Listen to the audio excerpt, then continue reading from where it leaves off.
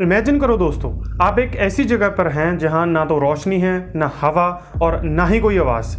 आप अपने घर से 24 बिलियन किलोमीटर दूर हैं। इतनी दूर कि अगर आप वहां से चिल्लाएंगे तो आपकी आवाज़ को घर तक पहुंचने के लिए 22 घंटे लगेंगे। दोस्तों, ये कोई डरावनी फिल्म नहीं है, ये हकीकत है वोयेजर 1 की। इंसानों का बनाया गया सबसे तेज़ और सबसे दूर जाने वाला ऑब्जेक्ट। पिछले 48 सालों में ये एक ऐसी अंधेरी दुनिया में भटक रहा है जहां आज तक कोई नहीं गया। दोस्तों, नवंबर 2023 में अचानक वोयेजर 1 का पृथ्वी से संपर्क टूट जाता है। नासा के कंट्रोल रूम में सन्नाटा छा जाता है क्योंकि वोयेजर 1 एक ऐसा अजीबोगरीब कोड भेजता है जिसे डिकोड करना इम्पॉसिबल था। पूरी दुनिया ये मान चुकी थी कि मिशन हमेशा के लिए मर चुका है, लेकिन अप्रैल 2024 में अंतरिक्ष के उस गहरे अंधेरे में कुछ ऐसा होता है जिसे वैज्ञानिक चमत्कार कहते हैं। मौत की दहलीज को पार कर चुका एक मुसाफिर अचानक जिंदा हो उठता है। पर सवाल ये है कि पृथ्वी से इतनी दूर जहां इंसान कभी नहीं पहुंच सकता, वहां वोयेजर 1 को किसने ठीक किया? क्या वो खुद से ठीक हो गए या इंटरस्टेलर स्पेस में किसी और ने उसको ठीक किया? आज हम इस मशीन की पूरी कहानी खोलेंगे जो इंसानी जिद का सबसे बड़ा सबूत है। दोस्तों, मिशन बहुत सिंपल था। जुपिटर और सैटर्न के पास से गुजरना, उनकी तस्वीरें लेना और डाटा कलेक्ट करना, दैट्स इट। लेकिन जब ये काम पूरा हुआ तो वोयेजर 1 रुका नहीं, वो चलता गया और आज वो इंसान का बनाया हुआ सबसे दूर जाने वाला ऑब्जेक्ट है। एक मशीन जिसे हमने सिर्फ कुछ प्लैनेट्स को देखने के लिए भेजा था, लेकिन आज वो यूनिवर्स की सबसे लंबी यात्रा पर है।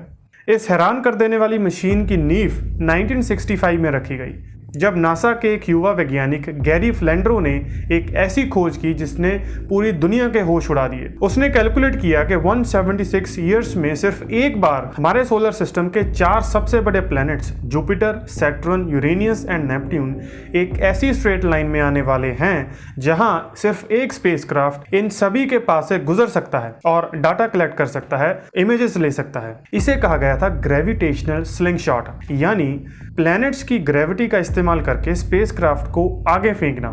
ये बिल्कुल एक गुलेल की तरह है। अगर नासा ये मौका चूक जाता तो अगला मौका ईयर 2053 में मिलता। 5 सितंबर 1977 वोयेजर 1 ने अंतरिक्ष की तरफ अपनी उड़ान भरी। वोयेजर 1 को सिर्फ 5 साल काम करने के लिए बनाया गया था। किसी को अंदाजा भी नहीं था कि ये खिलौने जैसे दिखने वाली मशीन, जिसमें आपके आज के स्मार्टफोन से लाखों गुना कम मेमोरी थी, वो इतिहास रचने जा रहा था। ईयर 1979 में वोयेजर 1 जुपिटर के पास पहुंचता है। वहां उसने वो देखा जो साइंस फिक्शन फिल्मों में भी नहीं दिखता। जुपिटर के पास एक चांद लो पर वोयेजर ने जिंदा ज्वालामुखी उबलते देखा। वहीं उसके दूसरे चांद यूरोपिया पर उसने बर्फ की मोटी चादर देखी, जिसके नीचे आज भी माना जाता है कि एक समंदर छुपा है। इसके बाद नंबर आया सैटर्न का। सैटर्न के खूबसूरत रिंग्स के पीछे छिपे रहस्यों को वोयेजर 1 ने डिकोड किया। लेकिन सबसे बड़ा शौक तब लगा जब वो सैटर्न के सबसे बड़े चांद टाइटन के पास से गुजरा। टाइटन के पास अपना एक डेंस एटमॉस्फेयर था, तो वहां पानी की जगह लिक्विड मीथेन और इथेन की नदियां बह रही थी। ये ऐसी दुनिया थी दोस्तों जो बिल्कुल वैसी दिखती थी जैसे हमारी पृथ्वी अपने जन्म के वक्त दिखती थी। लेकिन नासा के वैज्ञानिक जानते थे कि वोयेजर 1 एक ना एक दिन सोलर सिस्टम को छोड़कर उस अंधेरे में चला जाएगा जहां कोई नहीं रहता। इसलिए एक मशहूर साइंटिस्ट कार्ल सागन की लीडरशिप में वोयेजर 1 के ऊपर 12 इंच तांबे की डिस्क लगाई गई, जिसे नाम दिया गया द गोल्डन रिकॉर्ड।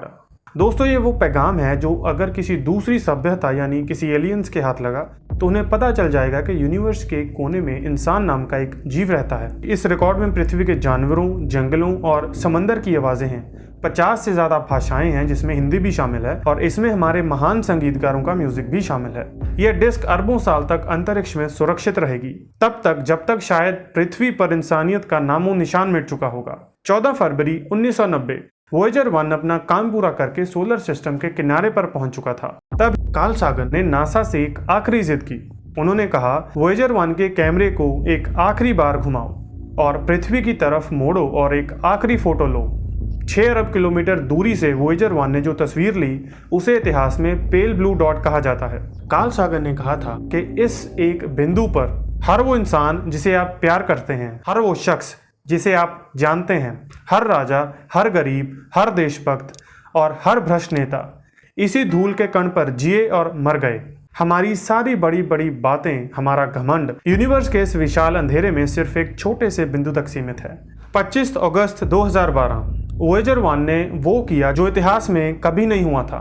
उसने सूरज के प्रभाव वाले क्षेत्र को पार कर लिया था और कदम रखा इंटरस्टेलर स्पेस में, तारों के बीच के उस अनंत वीराने में जहां आज तक किसी इंसान की परछाई तक नहीं पड़ी।